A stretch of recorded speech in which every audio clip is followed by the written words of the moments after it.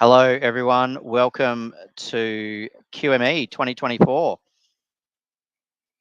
I'm here today with Matt from Access4, and we're going to be talking about voice and collaboration. Hey, Matt, how you going? Yeah, good. Thanks, Tom. Thanks very much for the opportunity to come along. That's good. So hopefully there's not too much background noise. We are sitting here in the event at QME up in Mackay, so it's yeah, good time. So we've got it streaming out live to what do we got? LinkedIn, Facebook, and YouTube today. So yeah, one take only. That's all we get. One take. Okay, that's all One right. take.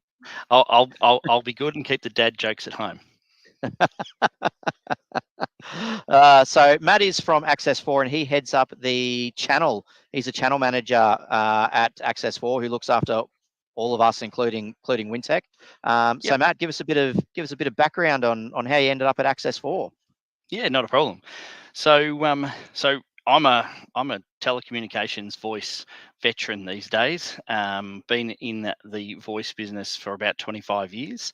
I've seen a lot over the years of the changes in technology, but ultimately voice is what I'm good at, what I know, and what I've done best. And I've done everything from being that sort of entry level salesperson to sales leadership to business ownership and management in this in the industry. And I found myself at Access4 as head of channel a little over 18 months ago or so. It was a decision for me to make a change in my world, and Access4 was a business that I targeted as a place I wanted to be and work. It's it's a great place to be. Yeah, and I mean, we've been a partner for a number of years, and a lot of our clients now are using that Access4 platform for voice and collaboration. So I guess really give us a bit of an overview of what Access4 actually do, and then the whole voice side of things. Yeah, for sure. So Access4 is a wholesale vendor of voice solutions, and that can be anything as simple into an old PBX. Not that old PBXs is where anybody should be these days, but if required, we can help with that, and often that's a starting point to the transition into the world that Access4 supports. So from that simple telephone line to the unified communications of a service as a service, or UCAS, or enhancing the Teams and voice environment that Microsoft offer, to WebEx and collaboration in a world that doesn't revolve around Microsoft. Ultimately, anything that is voice, or has a voice requirement, then Access4 is the business you can count on. I always like to mention at this point, why is it you've never heard of Access4? The reason you've never heard of Access4 is that we're a channel-only wholesale vendor. We don't have a retail presence in the marketplace. We rely on our channel partners, and the reason we do that is because our partners, like you guys, are the trusted advisors. You know the customers, their environments, and what they need, but we're the voice experts behind you guys that Yep. can support that. So yeah, Make that that's work. Access4. Yep, no, that's good. Now, I mean, voice, we sort of talk about voice and collaboration, and everyone's on mobiles now, or they're using SMS or Messenger or Teams messaging or Teams calls. Where does voice as a whole sit when we talk about that traditional phone lines or PSTNs in today's environment? Where do you see it sitting? So there's no doubt in my mind that voice has changed, and the landscape of what we do and the solutions we deliver has changed. But then at the same time, it hasn't. So the medium in which voice travels over, or the device in which you're receiving that voice, has changed, and the technology has vastly changed. But the reality is voice is still the only real-time medium for communication, and um, and there's always going to be a requirement for that real-time interaction, and there's nothing better than that face-to-face, voice-to-voice contact that you get in a voice interaction, Yep. and why it'll remain important, taking into consideration that the technology has changed. The people that we're dealing with have changed, particularly as the younger generation become part of the workforce. Then we're certainly seeing the way they digest and consume our products differently. But as I say, it is still the only real time application for this type of communication. Yep. And do you see businesses?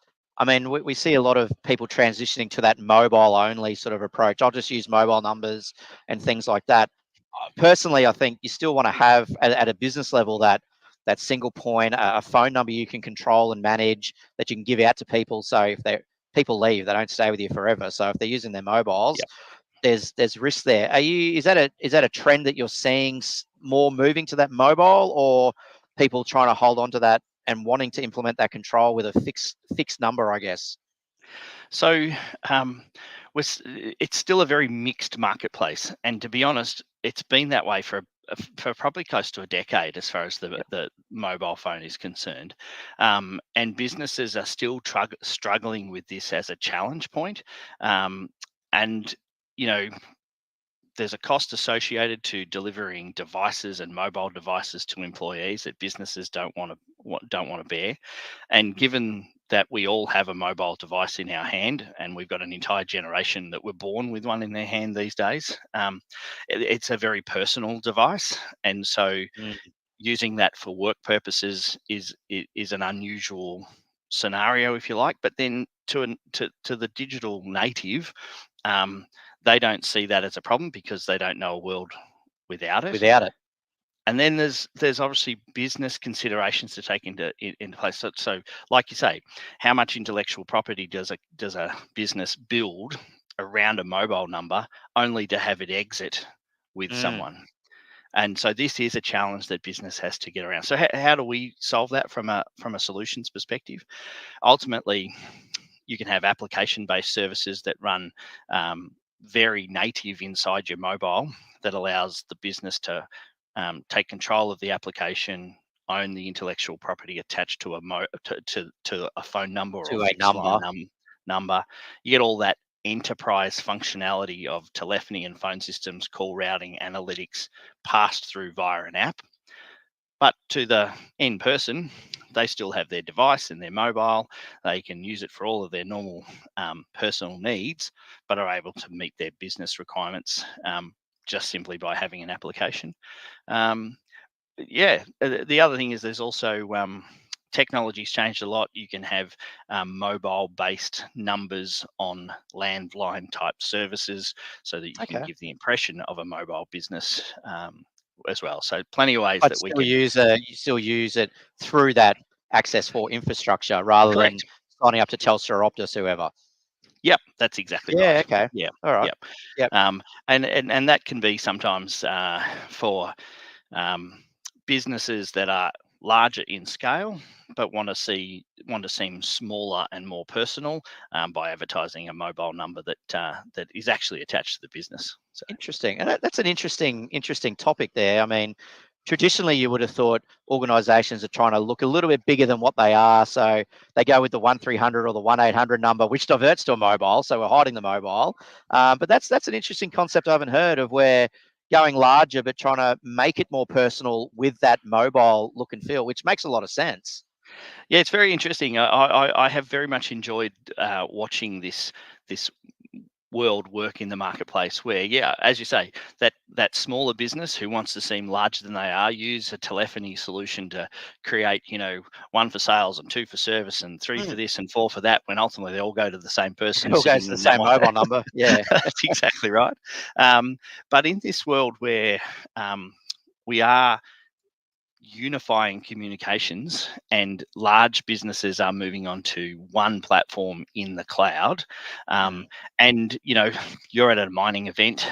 Mining tends to be in regional environments thrive on regional buying off regional, and so it can be quite hard for a big business to make an impact in a smaller environment. And so having a localized presence with a local Mm. number can often help them tap into that that that environment that sometimes can be closed off because of Yep. regions and what have you. And then that ties to, whilst from an organizational company perspective, it's still in their managed platform, and it can be delivered to whatever device that particular user wants to use. So it might be that they're happy to wear a headset, plug it into their computer, take the calls, put an app on their phone, integrate it into Teams, or actually have a physical handset.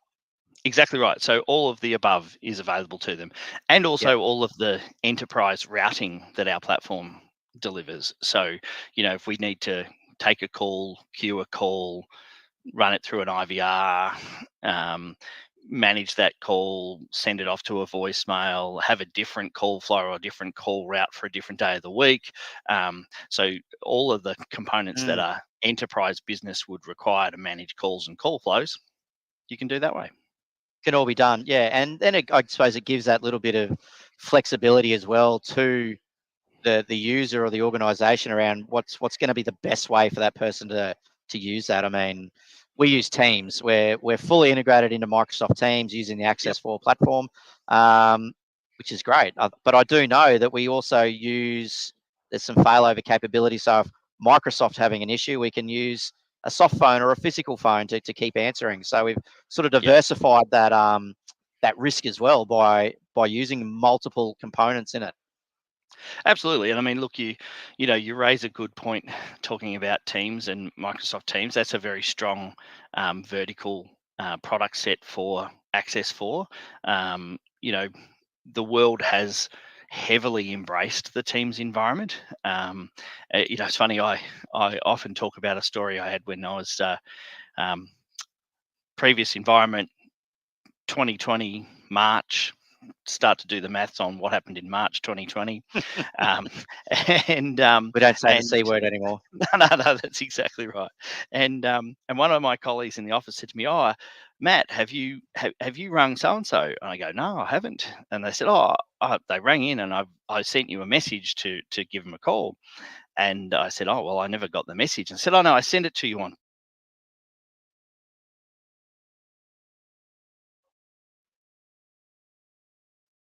Oh, the joys of going live. We've lost him. Matt, are you there?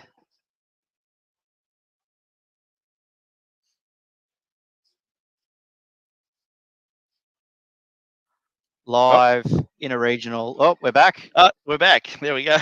Joys of doing a live stream. Look at that. That's it indeed. So I lost you there for a bit. We're back. Very good. We're back. We were at the. We've got sent a message. Yes, so I'd got sent a message on Teams, and I sort of had a little giggle to myself and said, "Teams, I don't use Teams. There's no wonder I didn't get the message." No one told me to use that. That's it. And then roll forward, and the next thing I think 3 weeks later we were in lockdowns, and the world had changed forever, and so too had the use of Microsoft Teams. And that's all we were using. Yeah, that's it. Yeah. And so, Teams has become a point. It's a discussion point where you really have that discussion with your end customer, and you rule it in or out pretty early. Do you want to have a Teams environment or not? Most are keen to have some degree of a Teams environment, and that's one of the things that Access4 do really well is the ability to deliver to an end customer what they want. And in this case, it could be the Teams interface and the interface that everybody has become so accustomed to. Yep. But delivering on some of the, enriching the Teams telephony experience with some more advanced call routing, the ability to add analytics, the ability to add PCI compliant call recording, and really enrich that Teams environment, and also deliver it in a way that does a couple of things. One is meet a price point that's not ridiculous, and two, give a degree of resilience that's beyond the normal standard that you would get from a Teams environment. Yeah, and I think that's important because if we look at it at a technical level, there's two ways to deliver Teams.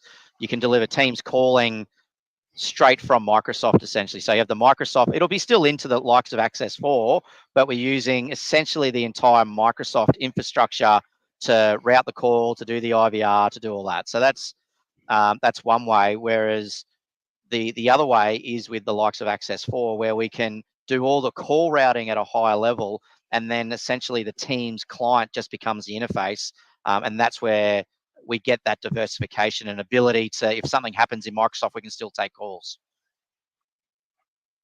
Yeah, look, you've hit the nail on the head there, Tom, and beautiful description of those two worlds. But what we've also done at Access4 is we've now got a product called Teams Flex, and that is actually the blend of both of those environments that you just talked about.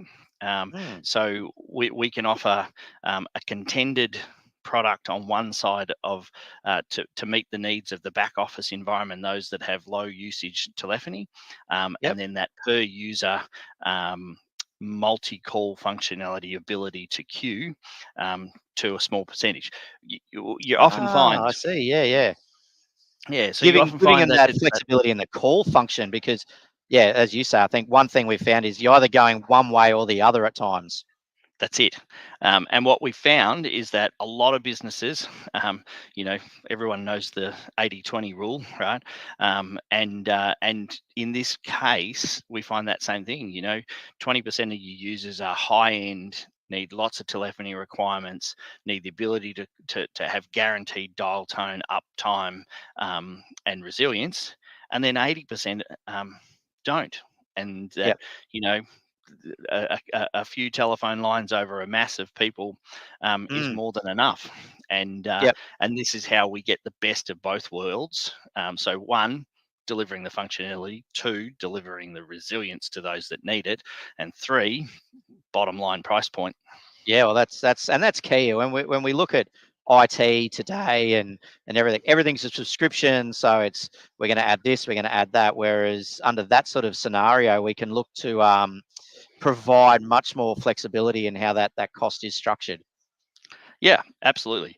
And to the best of our knowledge, I think we're the only, one of or the only supplier in Oz and New Zealand that's got a product set that's in this. Okay. That sits in both camps. So That can fit there. Yeah. Really cool. Well, that's good. That's good. I mean, it's interesting. We obviously do a little bit in that voice space and continue to do more and more. And it does become a discussion with a client as though if most of them are using Teams already. So it becomes okay, well, are you all comfortable enough to have that voice component in there? But sometimes they're like, I actually really want a phone and I just wanted to do this, and that's okay. We'll just stick that on your desk. That's fine. You can keep using that. Doesn't have to be fancy. You can still pick it up, press 0 to dial out or whatever you need to do. So keep it quite consistent and familiar as well. So we get that flexibility.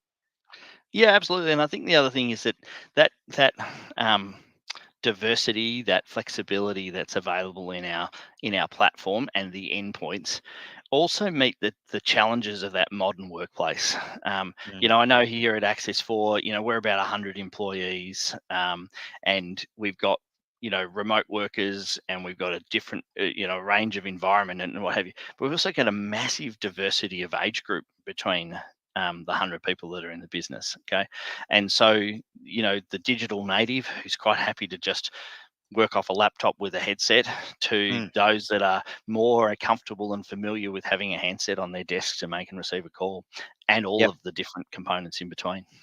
And every business is going to have that now. I mean, we're all running businesses, and we've got age gaps between everywhere at the moment. We've got three. What have we got? 3 generations of workers now, I think. Exactly right. I think that's right.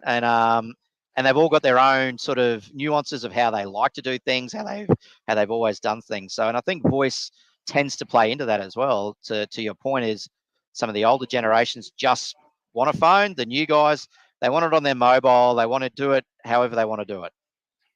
Yep.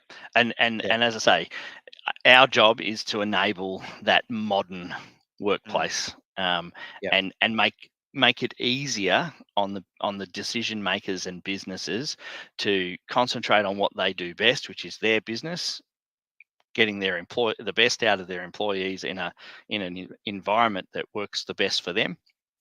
And our job is to deliver that product and infrastructure that allows them to do that. Make that work. Yeah. Okay. Well, just going to change tact a bit. We're up here in Mackay, which is a little bit more regional than Brisbane, Sydney, Melbourne in that sense. one of the things we sort of look at is communications in that regional where connectivity become a little bit of a challenge. Where do you see that playing into that voice scenario, and what are some strategies that people can think about in that to get that enterprise outcome, but obviously deal with some of those, which is a connectivity challenge. Yeah. So look, Tom, it really is a challenge, and I think we're in a pivotal changing moment for those regional big business type environments and how they get that functionality. The reality is, voice vendors and manufacturers around the globe are changing tact. So in the last few years in the industry, we've seen Samsung, massive global company who had a great voice product, withdraw from the global market for telephony. We've seen we've seen Panasonic do the same thing. Again, another major global brand pull out of the infrastructure business, and most recently NEC have just done the same thing. And NEC traditionally have run very big infrastructure enterprise PABXs, tin in the ground. And this is the And so traditional hardware style delivery. exactly. Yeah, Yep. that's exactly right. And it has served the purpose, particularly of the mining industry and those big regional environments, very, very well to date. But the writing's on the wall. These manufacturers are pulling out. Though that infrastructure is going to have to be changed, and we're going to be forced to move to the cloud. Yep. Yep. And so, really, our job is done. We're in the cloud. We've got lots of infrastructure, multiple data centers and resilience environments, etc. And then we've still got to work through that connectivity piece. But I think what I've seen particularly in the last 12, 18 months, and somewhat off the back of the pandemic too, is just the fact that that communications piece, that connectivity piece, is just better than it's ever been. Yep. A lot of these mining and regional centers do have, they'll have a fiber from a major provider of some description, but we've got two quality satellite products, from NBN satellite to your Starlink type satellite, and there's more and more of those low orbital satellite businesses coming into play, and really they're going to be the key component in delivering outcomes for those regional environments, because with the writings on the wall, we have to, that infrastructure is not going to be there, and we've got to move into a cloud. And also, to be honest, the benefits are there. If you've got a primary, secondary, tertiary type connectivity, then you've got that nailed, and then we've got the infrastructure in the back end to deliver that cloud solution. Yeah, so you can still achieve that sort of the resilience that people have become familiar with that physical PSTN line going into a PBX, and if the whole internet goes down like it did on Friday, people can still make phone calls. Yes. And I think there's that element, and particularly in that mining industry. I mean, there's safety elements that are really critical around that as well. So making sure that spot on is a must. You mentioned a couple there, satellite and NBN satellite and Starlink. I know in the past, voice over those sort of things has had a pretty bad rap.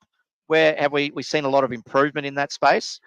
Yeah, so a massive improvement in that area, and I think both it's been interesting. I think the influx of Starlink has forced NBN to ask itself, what is our responsibility in regional Australia? I'm very lucky. I benefit from having a very remote off-grid property in the Victorian Alps, and I've been firsthand to witness the increase in functionality and uptime, and the prioritization of things like voice and Teams in that environment, and it actually quite amazingly works really well, even from your NBN satellite. And then take your low orbital technology like Starlink, then again it knocks it out of the park. It's a very good, robust solution. Yep. Excellent. And I think you touched on it there, is that prioritization. And that's one thing some people miss, is we're going to put this big chunky link in and everything will just run over it. But if someone decides, you get half the company decide to stream soccer at the same time, and that's really, unless they are prioritizing that traffic, then that's where they start to go, oh, my cloud-based phone system's all clunky and jittery and all the bits. Well, it's not necessarily the phone system, it's more than likely the congestion on your link that you're not managing, and that's a key element when we talk about these things as well. Absolutely, it is. And it's interesting, voice as an application doesn't take much in the way of bandwidth. 100 kilobytes per call is sort of what what you're talking about. So it's tiny, tiny, tiny, but it is a delicate technology. And to my point when we first started, being being that it's that real time application, it does need priority. And that's an important part of that voice design, particularly in a regional environment. Yeah, and that's key. I mean, particularly as we do go a bit more regional, bandwidth can become a challenge with some of those providers and the backhaul, because reality is we still rely on a lot of this data being transmitted down to Brisbane, Sydney, Melbourne, where the data centers are. Yes. Yeah, absolutely. Yeah. And again, this is the transition and changing of the industry and the world that we live in. The the copper went in and it was a phenomenal product and it was phenomenally reliable, but it's not there anymore. It served a purpose Yep. for its time, and now we're looking at a different type of technology that has a different way to be resilient. Yeah, exactly. And we talk about the copper, which was there, which then sort of got replaced by NBN, which went to that SIP style service, I guess, for home phones. If anyone did keep their home phone, I know I've got a home number, wouldn't even know how to work it because everything runs off mobile. But when I get to the business, I've got my dedicated business number that I rely on for everything. So Yeah, look, that's exactly right. So again, I think it's most of the infrastructure changes have been made, and now it's still, and we had probably a massive leap forward in voice and voice cloud functionality because of the pandemic. But there's still quite a range of businesses that are still in that sort of catch up mode of, okay, yeah, okay. we really need to now make that next move. And where you guys see it now, and obviously you're working with a vast array of partners, do you still see a lot of that on-prem PBX style services in play? So there is still a huge amount of them in the ground. So businesses relied on them heavily for so long, and then there's sort of it's this catch-22 trap that you end up in, that businesses are now. They invested heavily in an on-prem telephone system. It had proprietary style handsets, and they bought it outright. And so Yep. they bought it 3 years ago, 5 years ago, 10 years Mm, ago. They sunk yeah. they sunk their big dollars into it. They've Yep. depreciated it, and now the problem they've got is any move forward is an Mm, increasing cost. yeah. It costs them And nothing to run today. Yeah. that's it. But the question I ask those businesses is, how much does it cost if it fails? Right. Yep. And if you've got an on-prem PBX, then you've got power supplies and fans that have been Mm, running 24 hours a day, 7 days a week for as long as you've had that phone system in play. yep. And it's not a matter of should I, it's a matter of when, because When? Yep. those products will give up. Yeah, and And I think that's important to highlight, because I mean they may have made the transition to the comms technology, going SIP trunks and those sort of things, but at the end of the day, it's still that physical box sitting in the office, probably hardwired to each desk, and that type of approach. Whereas limiting that flexibility and that ability for people to work in this modern age. exactly right. And so I think it's, as I say, it goes back to that question: how much does it cost to have an outage? How much does it cost to have that telephony component go down? And I think when people genuinely look themselves in the mirror and answer that question, they then know just how high a priority it is to say, okay, it's Yep. time for us to do this. And look, the good thing is that unified communications as a service. it is a per month cost, but there's flexibility in licensing. There's ways to, that, you don't have to have, it's no longer as the day where I've got 100 employees, I've got to buy 100 handsets. There's soft phones and handsets and mobile applications, and those cost barriers are just not as prohibitive as they used to be. When you had to take a really deep breath and go, oh, this is going to cost us a serious coin. This is going to hurt. Yeah. Yeah, that's right. That's right. Now, you started the conversation around that real-time voice and the collaboration aspect. I mean, I'd like to get your insights in where do you see that going in the next 3 to 5 years? I mean, is voice is always going to be here, in my opinion, because people do like to talk to people. But I'd be interested in your take of where you sort of see things heading with the voice over that time. Yeah, so I think I agree that voice has got an important part to play, and will continue to play that part over the next 3 to 5 years. I think we're going to see businesses continue to consolidate. As markets get more and more competitive, businesses have to learn how to scale, and communications and voice is one of those things that can help them deliver that scale. And what comes with delivering that scale is more reliance on advanced call routing and call telephony, which is how do I answer my call volume with less people? You use technology to help you deliver that, which helps you to give you that scale, which in a world where margins are getting less and environments are getting more and more competitive, scale becomes quite key to that. I think the other thing is that we have to recognize is that the world is changing in the way in which we interact with ourselves. And so omni-channel type communications become more important. And it's how do I interact with my customers via email or text message or chat or whatever that medium happens to be, but still keeping in mind what it is that voice has brought to the table, and that how I'm interacting with those communications. So, as I said, it's that real-time functionality that you get out of voice, which gets you to the end game faster.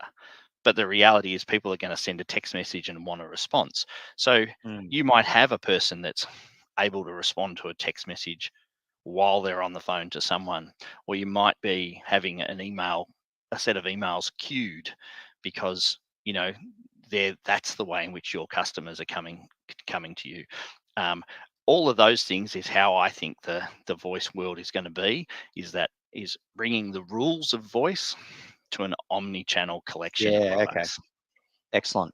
And we know the world we're in is AI driven. Do you see AI playing a big part in that voice specifically component? I mean, we've seen some of the stuff that's floating around and AI salespeople and stuff like that. I mean, where do you see that playing?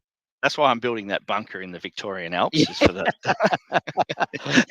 Well, it doesn't matter. We can just roll out an update, and we're going to turn them off anyway, so it'll be fine. That's exactly right. Too early, maybe. Maybe. What day is it? Tuesday? No, we're right. So, look, AI. I think it's an interesting. It's an interesting time. It's exciting to see the changes that are coming our way, and I do think AI is going to play a part in that.